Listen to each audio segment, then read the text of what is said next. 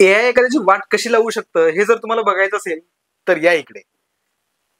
Google जेमिनायला मी माझा हा photo, simple photo upload केला होता आणि त्याला सांगितलंय की मी एका इंडियन लेडी बरोबर आईस्क्रीम शेअर करतोय, असं मला एक फोटो बनवून दे. त्याने मला एक इंडियन लेडी बरोबरचा मार्केटमध्ये आईस्क्रीम शेअर करतानाचा फोटो दाखवला आणि तिथं मी हाताची घडी जी ओरिजिनल फोटोमध्ये घातली होती तो हात बाहेर आलाय, त्या आईस्क्रीमला पण मी हात लावलाय आणि कसं मस्त फोटो मला इथं आलेला दिसतोय. आता हा व्हिडिओ माझी बायकोच करते, त्यामुळे मला याचा काही जास्त लोड नाहीये, पण कुठल्या तरी लेडीचा, कुठल्या तरी ट्रेंड मधला हा फोटो असू शकतो. गुगल जेमिनायने अल्टर करून माझ्या फोटोला तो कनेक्ट करून मला ही इमेज बनवून दिली.